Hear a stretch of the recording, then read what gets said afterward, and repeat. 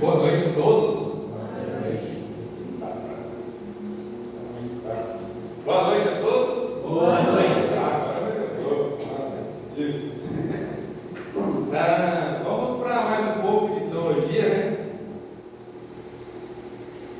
Confesso que sou bem ruim para a pregação do Evangelho. Contrapartida, eu gosto da parte de estudo. Então, eu não vejo também uma separação tão grande. Quando estudamos a Bíblia, nós falamos do próprio Evangelho de Cristo, falamos do próprio Cristo, né?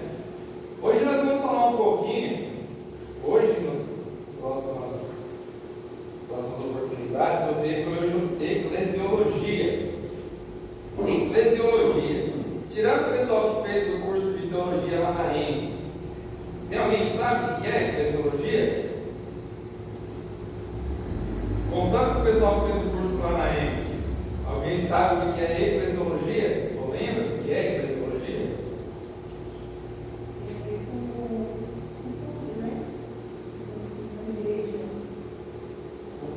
Hoje nós vamos falar até em línguas aqui, ó.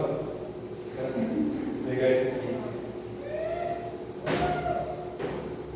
Vamos começar com o grego, né? Vou pegar os grego.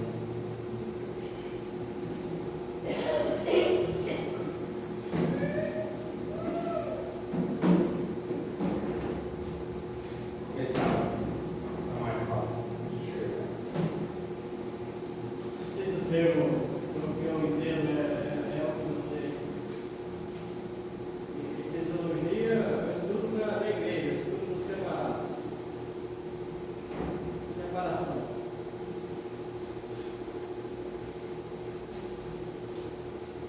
Um ponto para o Azael. Isso mesmo. Eclesiologia, se buscarmos aí do grego, né? Eclésia tem a ver com assembleia, sair para fora. Por que sair para fora? Porque era costumes dos gregos e dos povos daquela época, quando tinham algo a tratar, eles saíam para fora de casa e iam até as praças, ou água, ou até os. Deixa eu lembrar o nome aqui. Aerópagos, é essa a palavra, né? Os aerópagos também. E até alguns pontos de encontro e até fora das cidades, nas portas das cidades, né? Eles tinham esse costume, quando iam fazer uma assembleia para assuntos políticos, assuntos que envolvem as questões das cidades, administração e tudo mais, tinha essa questão desse eclésia, sair para fora, uma reunião, né? Uma assembleia.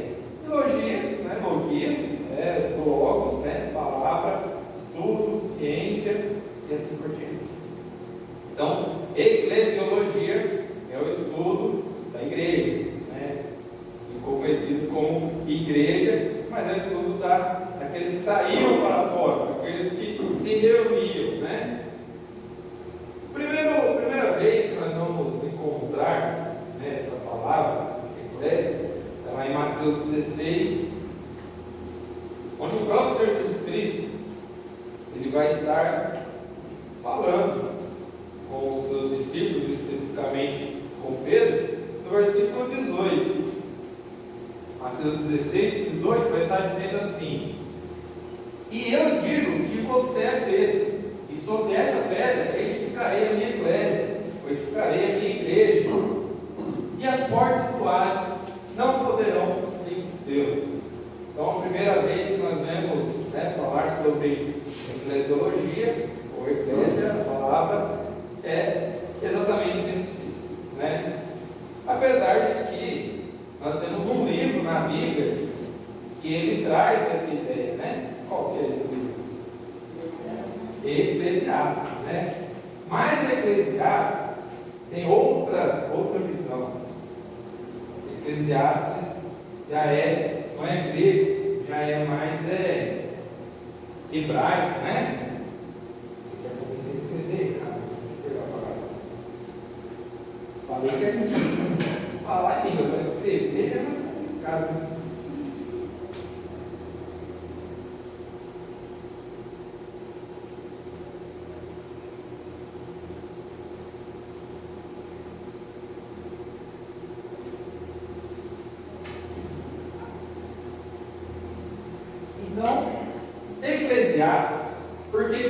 Eclesiastes?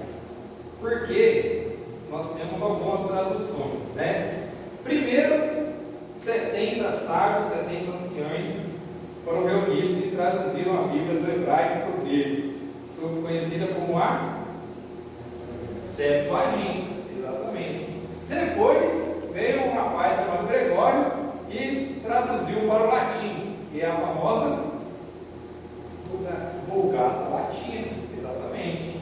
Então, através dessas traduções, Correlê ficou como Eclesiastes, né? Mas Correlê também, o Cabal, traz essa ideia de reunião, de agrupar-se, né? De reunir. Era o que eles faziam nas sinagogas, né? Mas Correlê tem a ideia de ser o lugar onde as pessoas vão para aprender.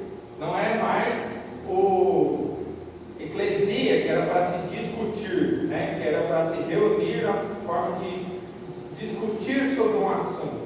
Aqui era o lugar para aprender, era o lugar onde vai ser ensinado algo, o lugar onde está o pregador, onde está aquele que vai ensinar, vai ser o professor. Então, Eclesiastes, ele traz essa ideia, né? O lugar do mensageiro, do professor. Então, também, Eclesia vai trazer também essa ideia, né? Quando nós buscamos aí as suas raízes. São muitos, né? Muitos os âmbitos da palavra no original. Mas então, nós precisamos estudar alguns aspectos de Eclesia aqui. Claro que não vamos fazer hoje, nem tem como, porque os irmãos querem ir embora, né, para dormir, tem que acordar cedo também amanhã, mas nós temos alguns pontos aqui que nós precisamos tratar. Eclesia, como eu disse, é onde nós reunimos, é o lugar de discutir algo, é o lugar de uma assembleia. Mas nós temos que verificar isso no âmbito religioso, nós temos que verificar isso também no âmbito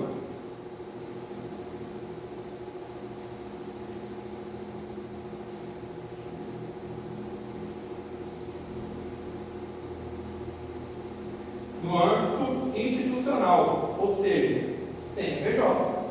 É isso? Então as pessoas se reúnem no âmbito religioso, sim, claro, vamos falar disso, mas também no âmbito institucional. Quando nós falamos de igreja hoje, perante algumas ideias, as pessoas pensam também num CNPJ, né? Pensam também num físico, numa localidade, né? De alguma instituição. Também nós temos outros aspectos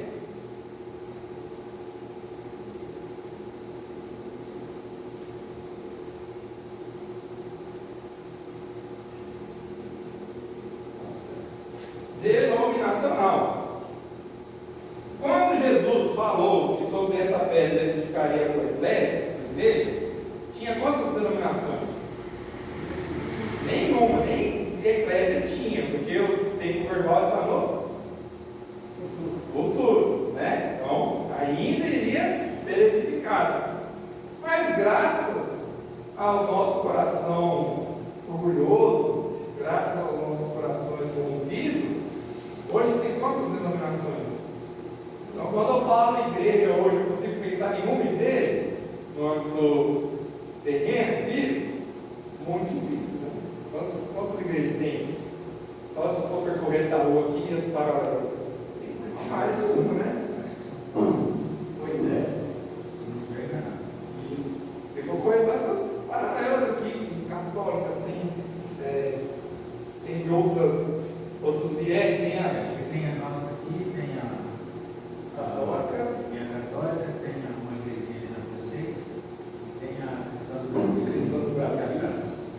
Eu sei, vocês têm mais, pelo menos essa eu sei. Fora, às vezes, pequenos grupos, né? Possam ter também. Só nesse bairro aqui, nesse pequeno bairro. Exatamente. E tem um outro âmbito que é o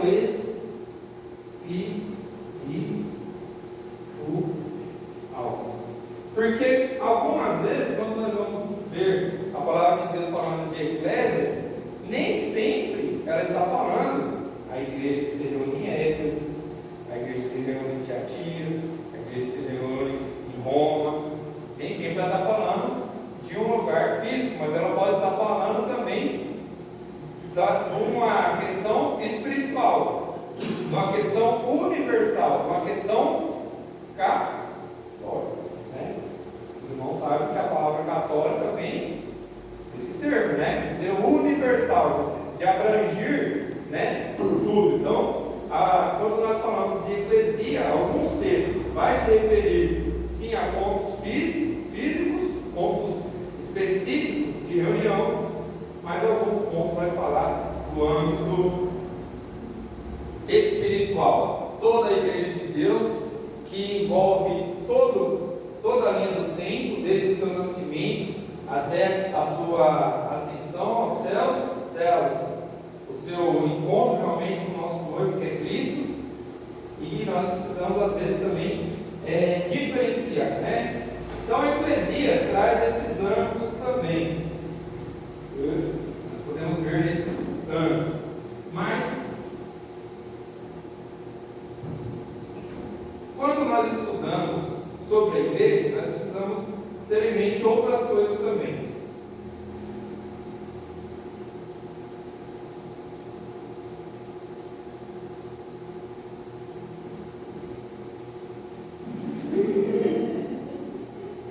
A sua natureza, né? Qual que é a natureza da igreja de Deus? Uau, vamos falar disso daqui a pouco, um pouquinho. A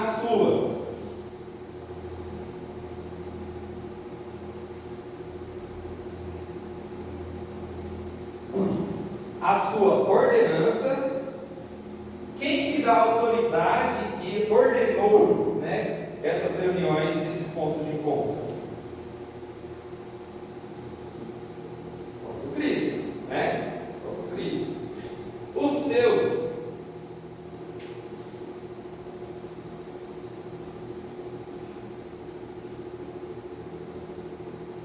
seus ministérios, né? A igreja tem ministério? Sim. No âmbito institucional, a igreja tem ministério? No âmbito do CNPJ, tem ministério? Sim ou não? Não. A igreja tem responsabilidade com o Estado? Não tem. Quando acontece, por exemplo, de vir algum desastre da natureza, vamos supor, lá no Rio Grande do Sul teve o último aí que nós ficamos conhecendo, né? De uma escala um pouco maior. Para onde vão aquelas pessoas que estão precisando de refúgios? Para onde vão os mantimentos que são doados? Para onde que as pessoas vão procurar ajuda? Nos banatos, igrejas, instituições de caridade. Não é isso? Então a igreja tem um ministério também quando nós falamos na questão institucional, para com a sociedade, para com o lugar que ela está ali, né? E no âmbito espiritual, tem ministério? Muitos, né? Precisamos também olhar no âmbito ministerial. No âmbito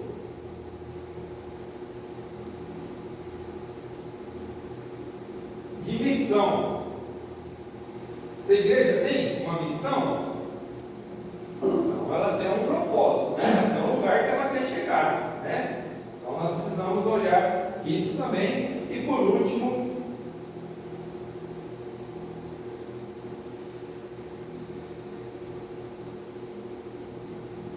um governo. Então nós precisamos e vamos buscar analisar ao longo do estudo de eclesiologia esses aspectos, a sua natureza, a sua ordenança, o seu ministério, a sua missão e o governo da igreja. Beleza? Os irmãos acham que é muito difícil?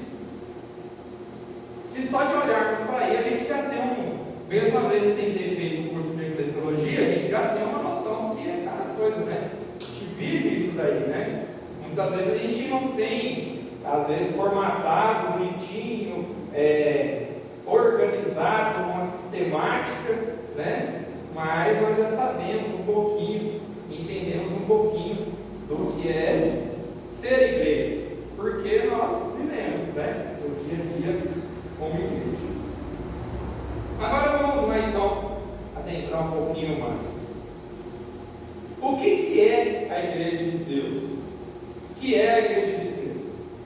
Quero que os irmãos me respondam, um por vez.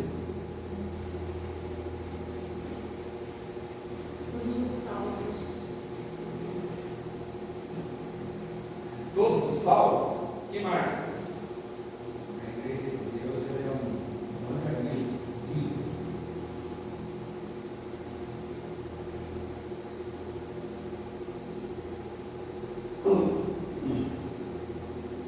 Um organismo vivo? O que mais? A igreja de Deus é o reino de Deus?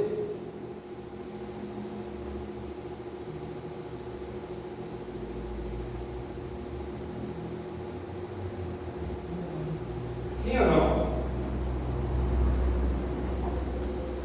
É ou não é? Mostrando a palavra de fé ali. A igreja de Deus é o reino de Deus?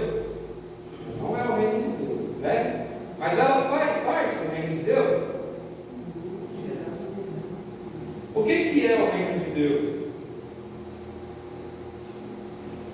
Romanos 14, 17. Vamos ver.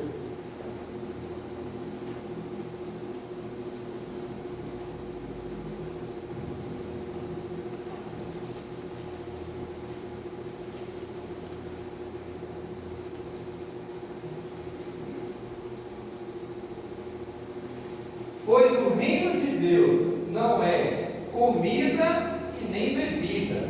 O que isso significa? Não são coisas terrenas, não são coisas materiais, não são coisas palpáveis. Então, quando o apóstolo Paulo está escrevendo aqui, o que é mais terreno que ele pôde descrever? Comida e bebida, né? Então, a igreja de Deus, o reino de Deus, o reino de Yahvé, ele não é comida nem bebida, não são coisas terrenas, mas é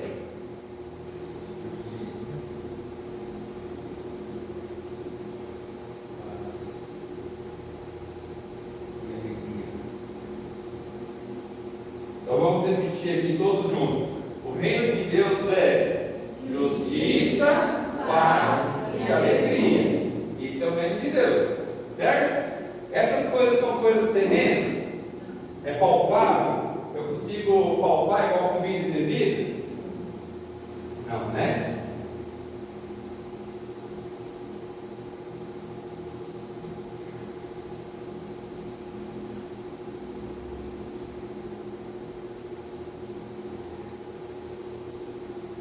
Mas a igreja, ela faz parte do reino de Deus.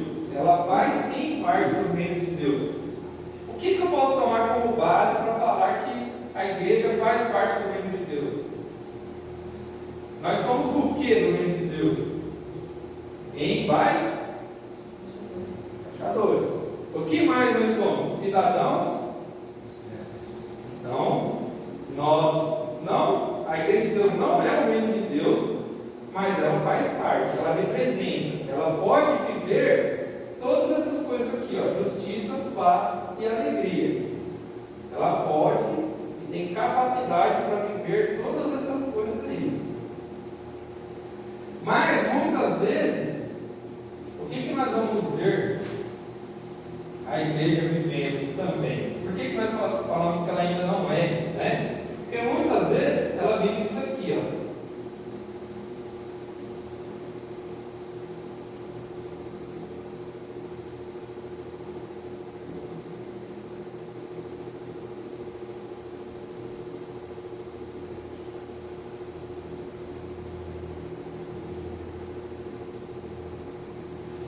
Injustiça, tribulação e tristeza.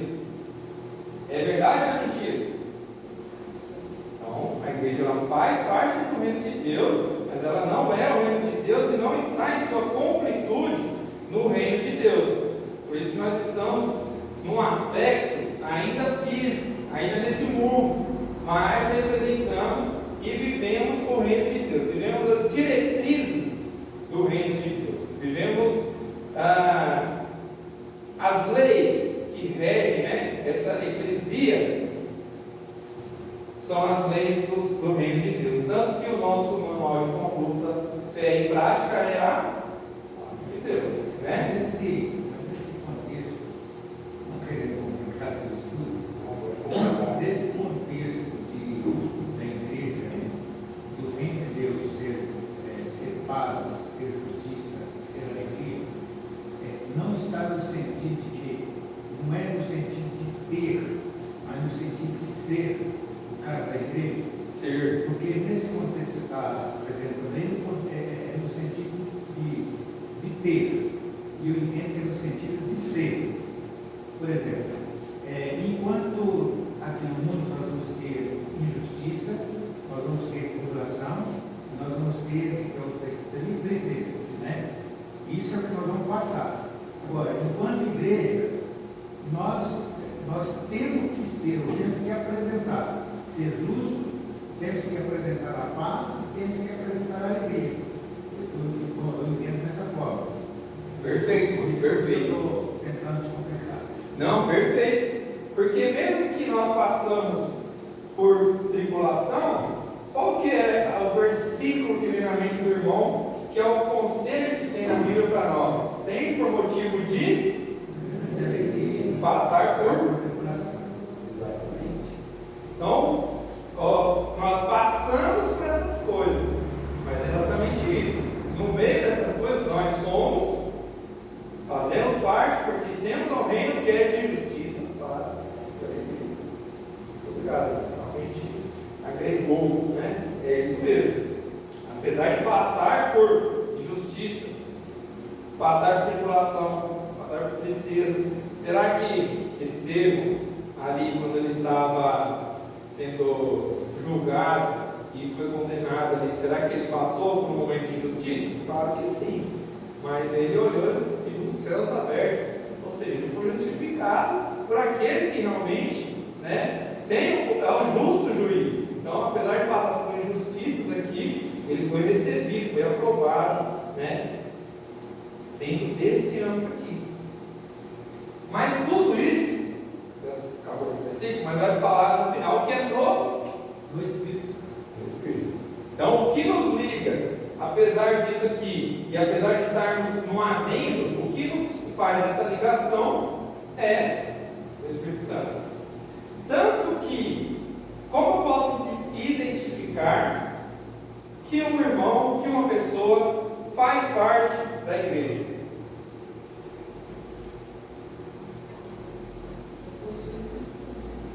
Possui ou não o Espírito Santo.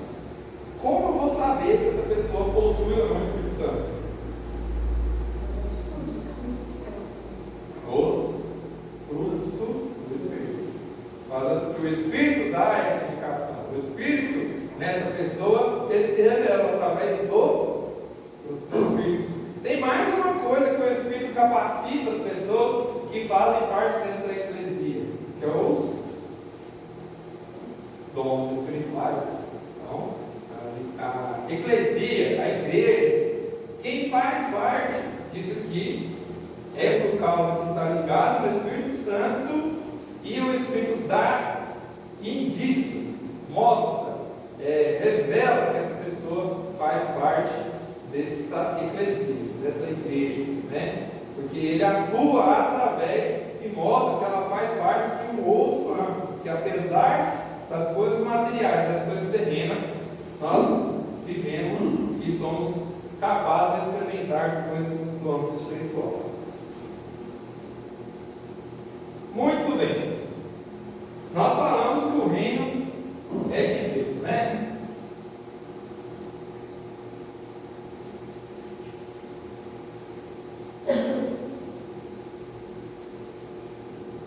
E a outra coisa que nos confirma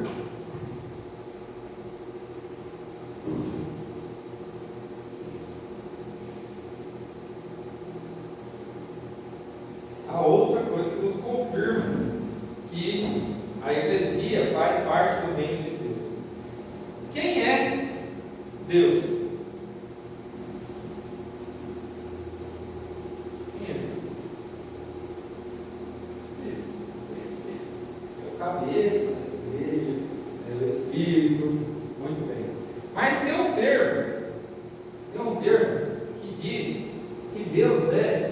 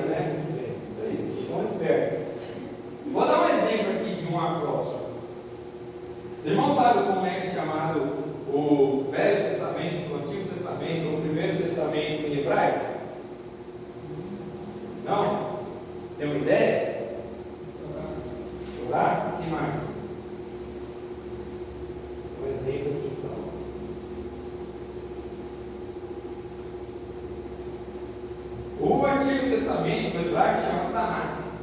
Tanakh também é um acróstico. Tanakh também é, algo que é interessante nesse sentido. Por que Tanakh? Em hebraico não tem vogal, tá? Então nós vamos usar assim, ó. Beleza? Então, nós temos aqui o T,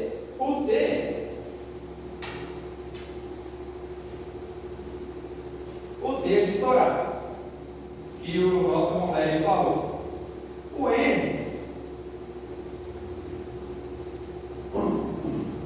de Neberim, e o K é de Ketuvim. Beleza. O que significa Torá?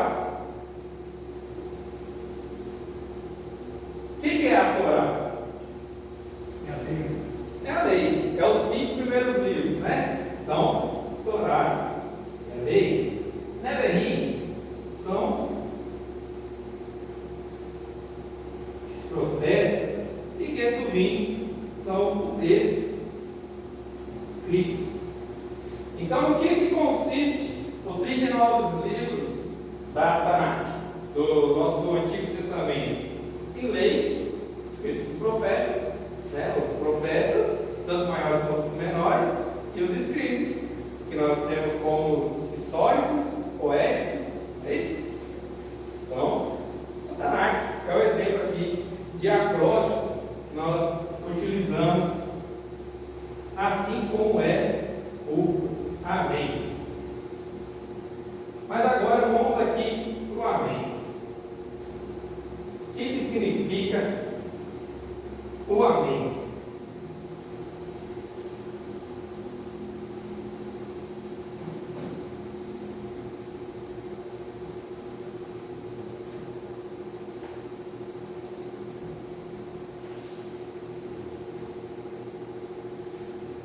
Amém significa exatamente isso aí no hebraico. Adonai, o que significa Adonai? Nós já falamos aqui dos nomes de Deus.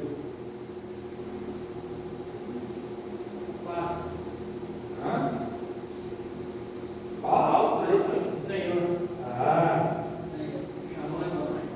Isso. Senhor. Meleque. Meleque significa rei.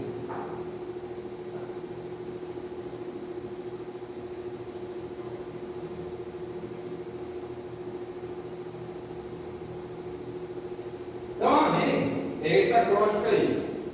Adonai Kalek Neve. Neva, né? Que significa Senhor Rei confirma, o Senhor Rei fiel. Então, toda vez que nós falamos amém, nós estamos falando que o Senhor Deus confirme, que o Senhor Deus seja fiel, né? Naquilo que nós estamos orando, pedindo. E o reino de Deus também, outra coisa que nos confirma no reino de Deus é o próprio Deus, porque ele fala assim que essa ovelha são minhas, esse povo é meu, eu comprei, eu angariei, meu filho foi lá e pagou o preço por eles, eles são meus. Então o próprio Senhor Rei confirma também, além do próprio Espírito, que nós fazemos parte da eclésia, da igreja. Até aqui, tranquilo? Uma pergunta? Algum comentário?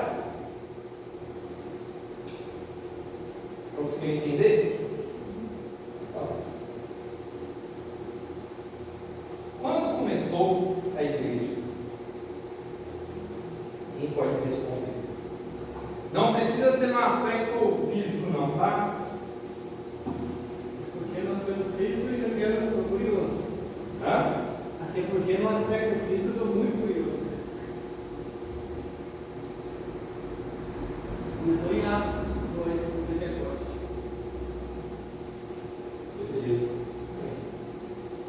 Alguém tem mais alguma outra ideia? De quando começou? Eu vou mudar o termo aqui. De vez de ser igreja,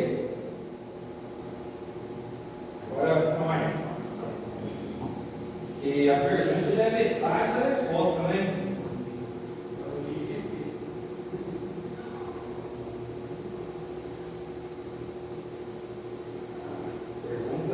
Metade da resposta. Agora ficou mais fácil, né? Onde começou a eclesia?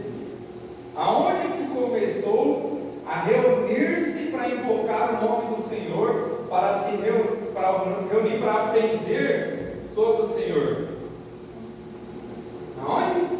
Fala alto. Não? Fala alto.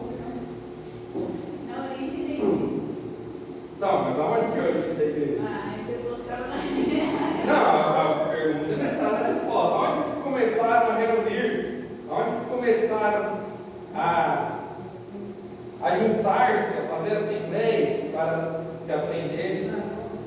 Nas sinagogas? Onde mais? Mas começaram em casa. Casa? O que mais? No posto anterior, você colocou lá Reino de Deus e Eclésia, e embaixo está o Espírito Santo. Então, o meu entendimento é no Pentecoste aconteceu o Espírito Santo. Ou você um pouquinho mais. Talvez se mudasse o termo de origem, porque se a gente for pensar mais aprofundado, a origem da igreja, de fato, ela iniciou nos céus com os fundamentos que Paulo fala lá em Gálatas, né? A origem, que é a origem do está nos céus. Deus, quando planejou a criação do universo, ele também planejou a igreja. Então, a origem, nesse caso, aprofundando aí, eu diria que é lá. Mas se você está querendo o início, quando se iniciou a igreja, aí nós temos então caminhados após a Pentecoste, que começou a haver as conversões e começou as reuniões. Então talvez seja um pouco confuso a questão. Origem está mais aprofundada. O irmão já deu uma boa resposta. A origem da igreja, o primeiro ponto é que ela começou no coração de Deus, realmente. Tentei buscar dos irmãos onde começaram a reunir, fazer assembleias, foi nos tabernáculos. Certo ou está errado? Sim, nesse aspecto de reunião, sim. Só que naquele caso, aspecto de reunião. Isso. Mas não representava A igreja, mas no era. aspecto de reunir, sim. Sim, exatamente. O tabernáculo não foi substituído por igreja no sentido físico, denominacional nem institucional. Tudo bem. Mas,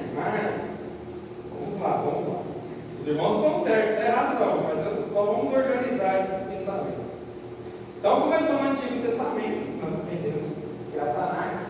Coloca para mim esse texto de Êxodo 25. Mas a ideia de que os homens reunissem, fizessem uma casa, um lugar, para que o Senhor estivesse ali, que eles pudessem apresentar ali sacrifícios, pudessem invocar o nome do Senhor, foi o próprio Senhor que deu o modelo, foi o próprio Senhor que falou, surgiu no próprio coração de Deus. Nós temos escrito, nós temos relatado isso aí. Farão um santuário para mim e habitarei no meio deles. Versículo 9, ele vai falar que é segundo o modelo, façam tudo como eu mostrar a você, conforme o modelo do tabernáculo e de cada utensílio. Então, a igreja surgiu, a eclésia surgiu no coração de Deus. Antes disso que as pessoas reuniam para adorar a Deus, eram pontos específicos e muito individuais. Por exemplo, o primeiro sacrifício que nós vemos na Bíblia, Caim e Abel. Cada um apresentou um sacrifício individual. Não é isso? Tanto que teve respostas individuais para cada um. Não outro sacrifício que se levantou no altar, que fez isso, fez aquilo. Todos os aspectos mais individuais. O que o irmão falou estava certo, do âmbito familiar, né? Mas não era ali ainda uma instituição, né? Não era ali algo. A família ela é uma instituição, mas não era algo assim ordenado, assim, muito.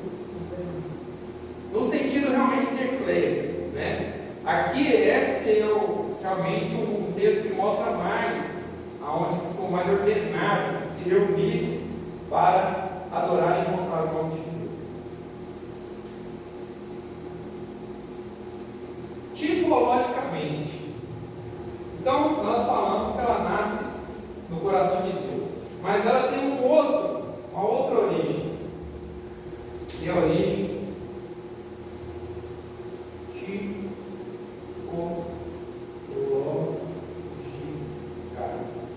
o que é isso, tipológica?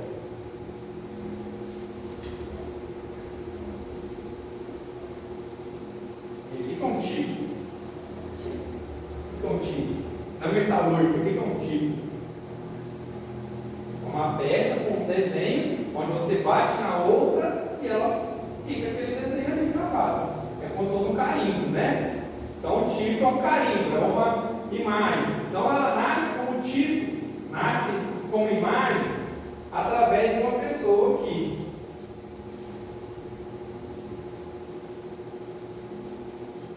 Cristo é o que traz, né, essa ideia. Nasce tipologicamente em Cristo e nasce literalmente, aí respondendo Azarel.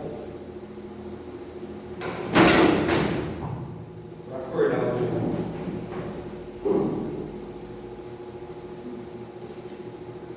E nasce literalmente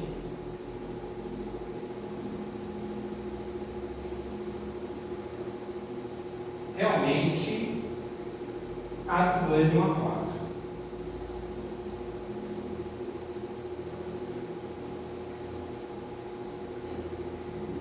Então Atos 2, 1 a 4 é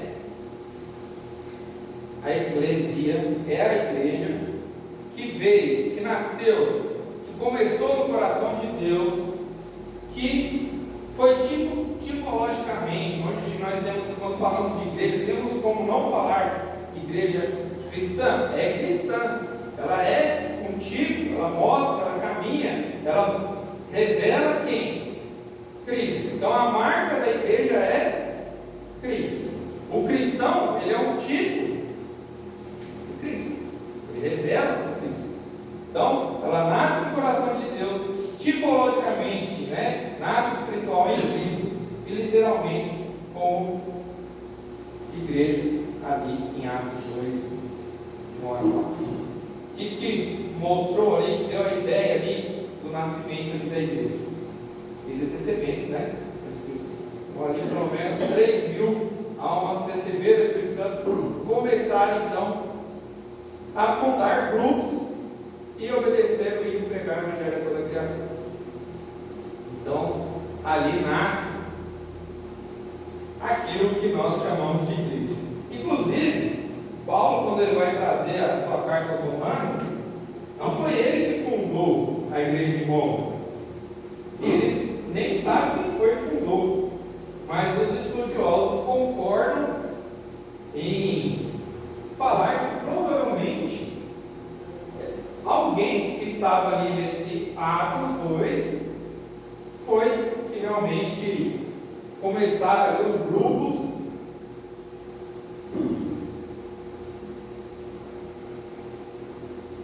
de estudos, começaram ali os grupos de estudos e fundou a igreja de Roma. Ou seja, nem dependeu tanto assim dos apóstolos, dependeu mais do Espírito Santo, né? Mas eu disse que lá no tabernáculo foi o modelo de igreja, né? Vamos só ver, para encerrarmos aqui, deve ser muito cansativo. Por que nós vamos falar que o tabernáculo ele é um modelo aqui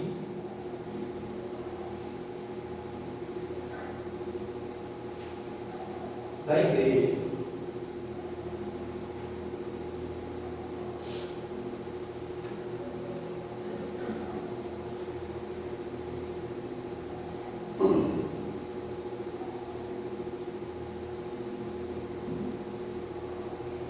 Isso é uma representação muito ruim, né? Não está vendo nada. Mas está na ordem certinha, pelo menos na ordem que isso configurado. Nós temos aqui um pátio, e depois nós temos, né, a tenda realmente. Aqui nós temos, os irmãos lembram que começa quando entramos no tabernáculo? O altar. O que o altar ele representa? O que as pessoas faziam ali em cima do altar?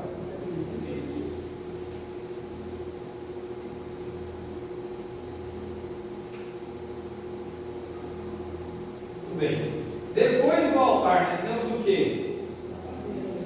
A bacia de bronze, certo?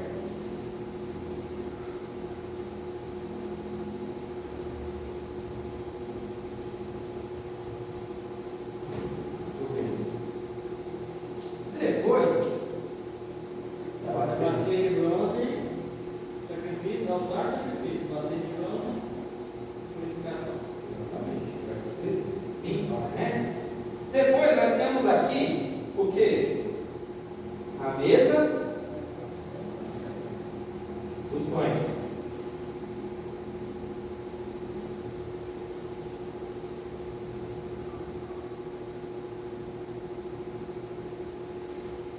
Nós vamos falar ainda pro âmbito da igreja, Isabel. É que o primeiro você colocou o sacrifício e o altar. Entendeu? Mas a mesa dos pães, pode falar. É o quê? Presença. Ou a mesa dos pães da presença, né? Nós temos aqui do outro lado, esse desenho muito bonito. Oh.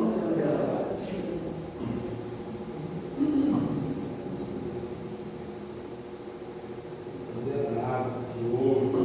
E? 7 aí tá certo. Hã? Se tiver tudo, mas se tiver 7, tá certo. Exatamente. Eu vou usar Aqui nós temos o que nesse quadradinho aqui? a prova do senso. O altar de incenso, muito bem.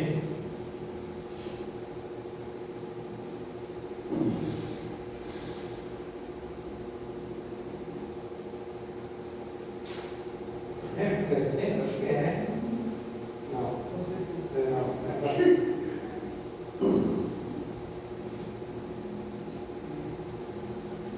Esqueci, né? Ah, estava certo, né?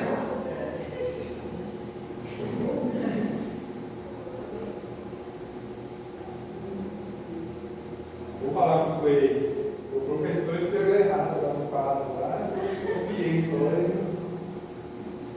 E no Santo dos Santos, nós temos o quê?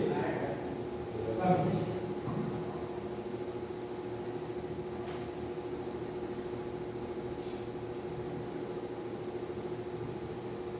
Muito nós temos, começando aí de baixo para cima, o sacrifício, a bacia de bronze, né? O altar do sacrifício, a bacia de bronze, a mesa dos pães, o candelabro, o altar do incenso, a arca da aliança. Pessoal, você falou que precisa ter 7. E aí, Zé? Não, tem que ter 7 o bracinho do bracinho. Ah, o bracinho. Não, tem que ter 7.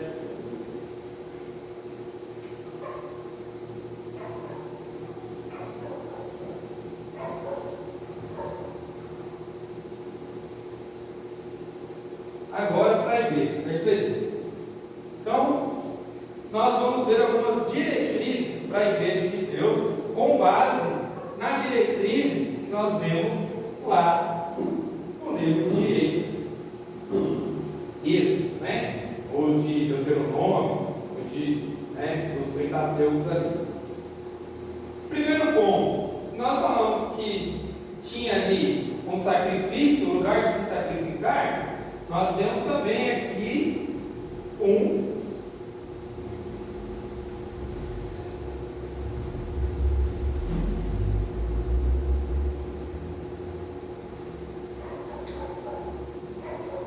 sacrifício também. Mas Hebreus fala de um sacrifício que ele não é ritualístico, que ele não é repetitivo, ele não é, constante, mas é um sacrifício único e eficaz. É o sacrifício de Cristo. Nós temos também outro ponto. Se a bacia era lugar de purificação, o que eu posso trazer hoje que me ajude a me purificar? A palavra de Deus.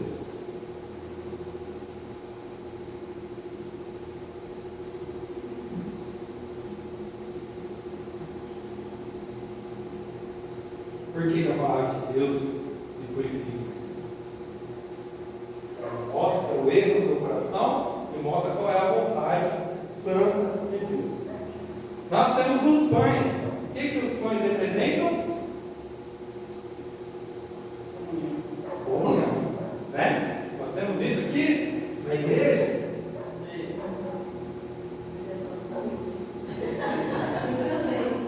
Nós temos, com certeza.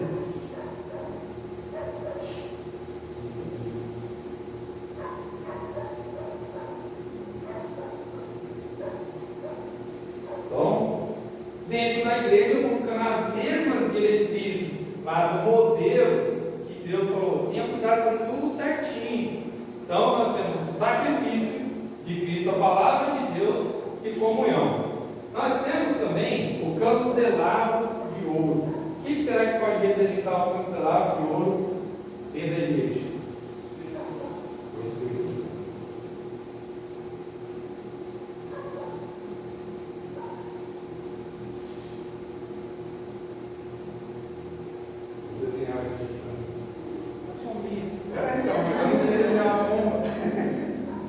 Mas o Espírito Santo, ele é a representação aqui, do candelabro. Os incensos, o que nós podemos trazer como representação dos incensos? Orações.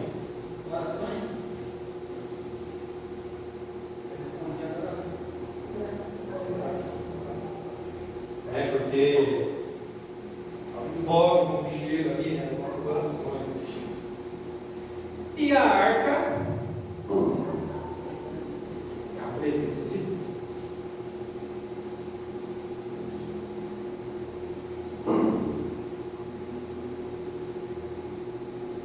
Então, muito bem. Então, nós estamos já encerrando, tá?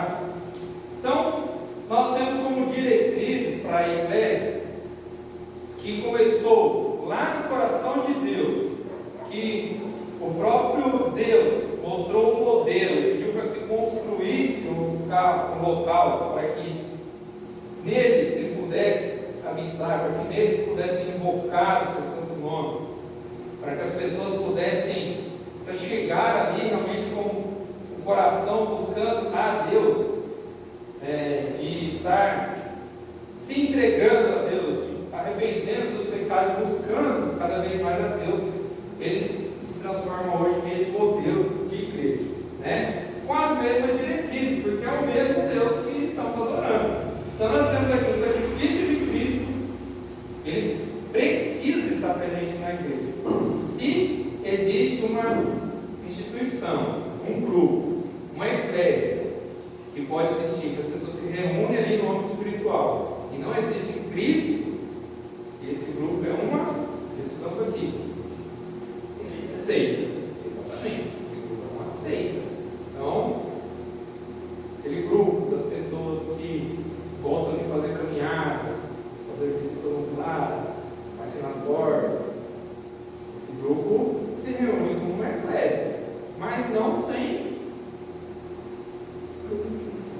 exclui Cristo. Se exclui Cristo, não é do modelo bíblico, não é do modelo que o próprio Deus pediu lá em Êxodo 25:9. Não é o modelo, ter o cuidado do modelo que ele ordenou.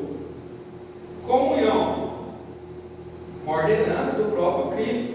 Precisa ter comunhão, precisa ter o partir do pão, precisa ter o cálice, precisa ter a comunhão entre as pessoas. Os irmãos conseguem imaginar uma igreja sem o Espírito Santo? Não tem como, né? É o próprio Espírito que nos liga, né? Uma igreja sem oração e uma igreja sem a presença de Deus? Não tem como. Então, qualquer um desses fundamentos, dessas diretrizes, desses modelos aí, precisa estar presente. Todos eles precisam estar presentes. Nenhum pode faltar. Todos são essenciais. Todos são essenciais. Só, agora realmente para encerrar. O versículo que nós lemos de Mateus 16:18 vai estar escrito lá assim: você, Simão, filho de Jonas, né? Simão, Bar Jonas, certinho aqui. Eu lhe digo que você é Pedro. Deixa eu só ver no versículo anterior. Deixa eu ver se essa versão está falando isso. Bem-aventurado, feliz é você, Simão, filho de Jonas, porque isso não foi revelado a você por carne ou sangue, mas por meu Pai que está no céu. Simão, filho de Jonas. Os irmãos têm alguma ideia por que Jesus enfatizou, ou porque provavelmente ele tenha enfatizado que Simão era filho de Jonas?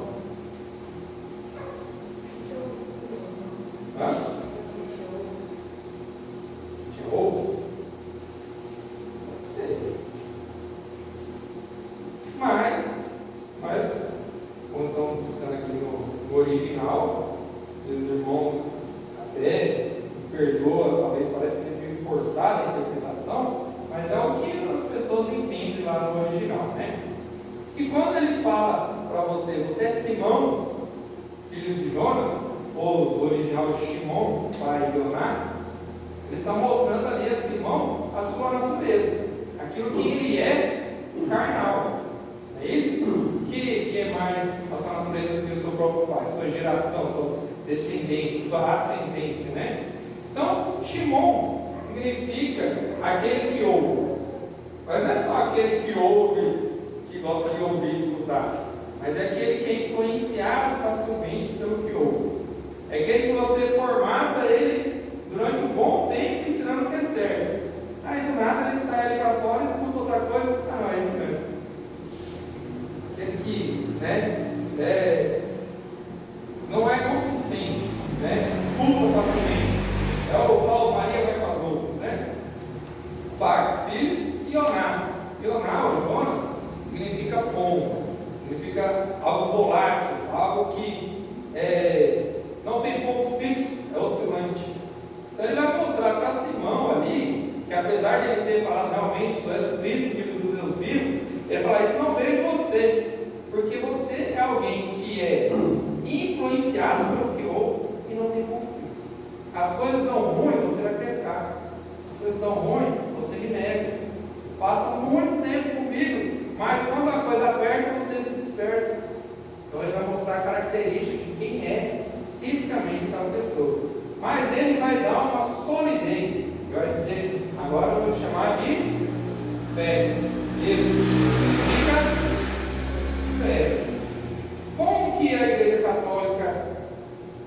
enxerga esse texto? Em cima dessa pedra, eles falam assim, né? Em cima dessa pedra, vamos lá. Simão teve uma mudança realmente, né, na vida de alguém que, após a sua conversão, era influenciado pelo que houve, não tem ponto fixo, era volátil, né? Ele passou a ser sólido. Nós já vimos isso aqui. Estamos aqui em Mateus 26, onde mostra ele negando a Jesus. E vemos a diferença dele lá no livro de Atos. Mas ali o próprio Cristo está apontando para si mesmo. Você, agora, vai ser Pedro. Mas sobre esta pedra, Cristo, ele é tipificado, ele é revelado também como pedra de esquina. Naquela época não tinha muita espada. Qualquer pedreiro aqui sabe, né? Para construir uma casa você não dá espada. Apesar de algumas paredes a gente vai lá pregar um quadro, né? Eu vou lá com o nível, coloco ela no nível bonitinho. Aí você olha pro quadro, está torto. Aí você vai ver, não é o quadro que está torto, está no nível, não é uma parede, não é uma espada. Então, precisa ser no esquadro. Então, naquela época, você colocava uma pedra de esquina no esquadro e por cima dela colocava outras pedras menores. Então, a igreja de Deus, ela é fundada sobre essa rocha, sobre essa pedra que é Cristo. E quando Cristo ele passa a viver em nossa vida, ele nos capacita de coisas voláteis, flutuantes, coisas sólidas que podem fazer parte da construção dessa igreja. Então, quando Cristo ele entra na nossa vida, ele muda totalmente, nos capacita a ser pedras também na sua igreja, né? Faz parte do seu reino. A própria genealogia de Cristo mostra isso. Cristo, ele é filho de uma geração ali, onde você vai ter assassinos, onde você vai ter incestos. Ele é filho de uma geração onde você vai ter prostitutas, né? Vou dar o exemplo, vou dar nome. Ele é filho de Ruth. Ruth era o quê? Um amor? Qual que é a origem dos moabitas? É um incesto. São as filhas de Ló que tiveram relação com seu pai Ló. Nós lemos o nosso texto aqui, devocional, né?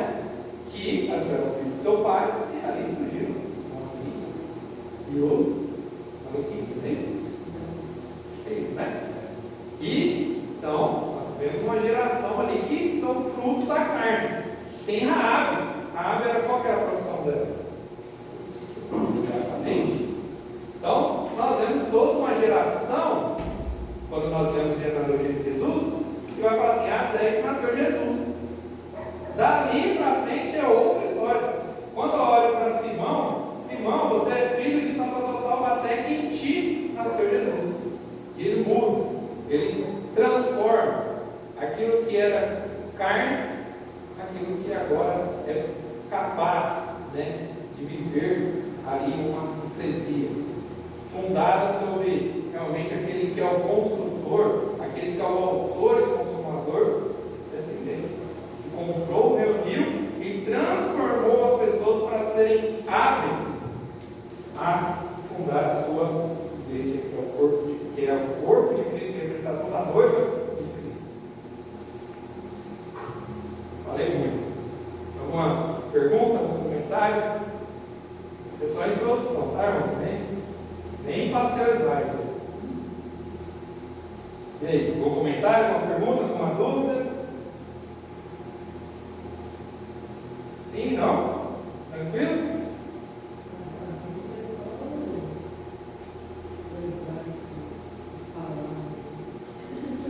Mas não tem muito mistério.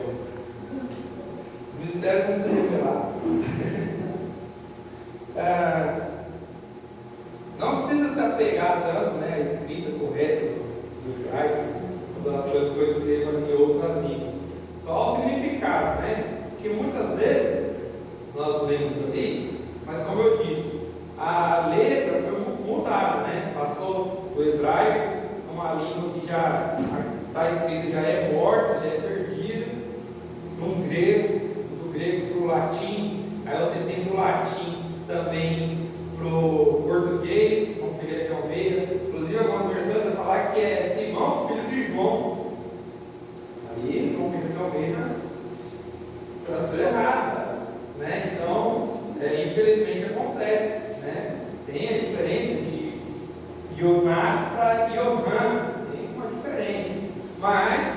Infelizmente, né,